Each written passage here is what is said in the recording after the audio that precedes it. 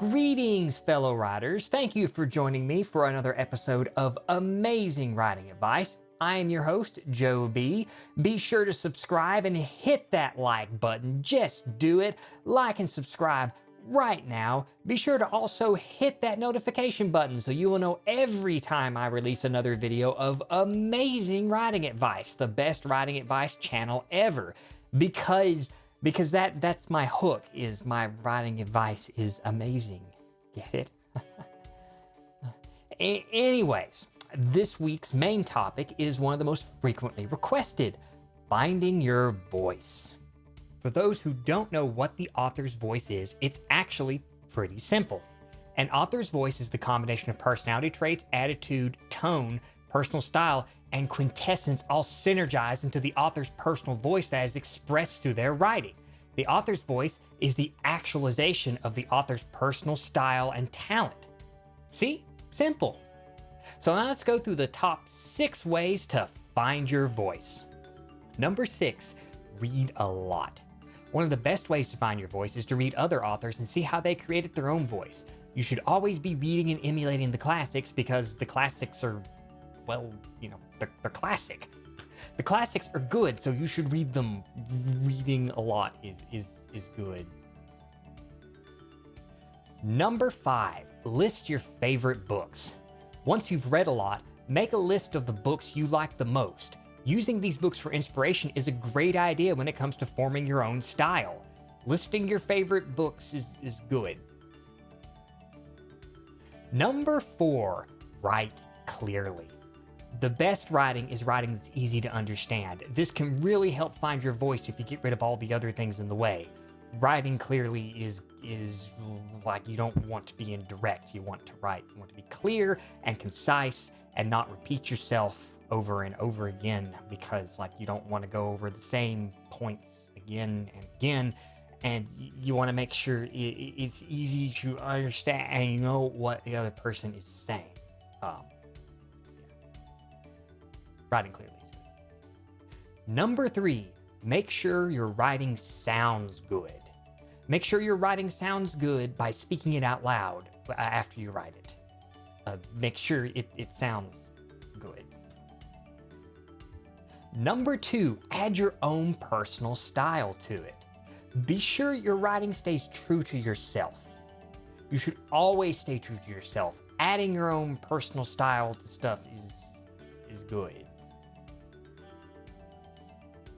And of course, the number 1 tip is know yourself so you can define yourself.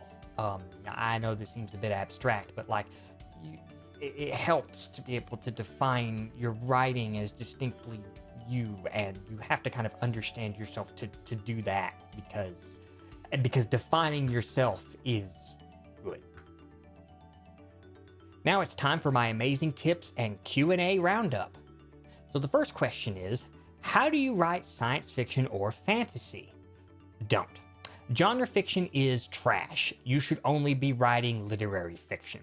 Literary fiction is where true drama is at. Genre fiction is forever limited by the cliches that created it and is entirely defined by its cliches. Genre fiction is also loaded with pointless power fantasy and wish fulfillment. All of this is for the most base of readers, and while it might be tempted to pander to the lowest common denominator to boost sales, ultimately, as a writer, you don't want to debase yourself and your work by trying to appeal to such loathsome crowds. You want to be above that. Next question is, what is your book about? I'm glad you asked.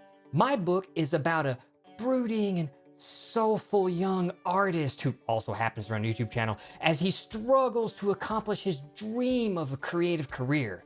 He then meets a free-spirited young woman who coaxes him out of his shell and teaches him to truly love and appreciate life. It's very original. I didn't use any cliches or wish fulfillment. The next question is, you keep talking about the correct way to write. What exactly is the correct way to write? Well, the correct way to write is my way. As I said, I don't pander by writing genre fiction. Have a distinctive voice, always be direct with yourself and others, emulate the classics, And always, always take writing seriously. Writing is not about having fun, it's not about money, it's about expressing your distinctive art form. The next question is, not relying on cliches is hard. However, most successful writers use cliches. So I ask, should I really be avoiding cliches at all? You should always avoid cliches. Never use cliches. Take, for example, say, the time-traveling Nazi cliche. You would have to be really stupid to use that cliche in fiction. That is such an old, dumb cliche. Some would say that you can deconstruct cliches and present them in a new light, but the story will still be weighed down by the cliche itself no matter how you twist it. Better to come up with new, original ideas rather than use cliches that pander to stupid people. Cliches are just bad. Or as I always say, avoid cliches like the plague. Get it?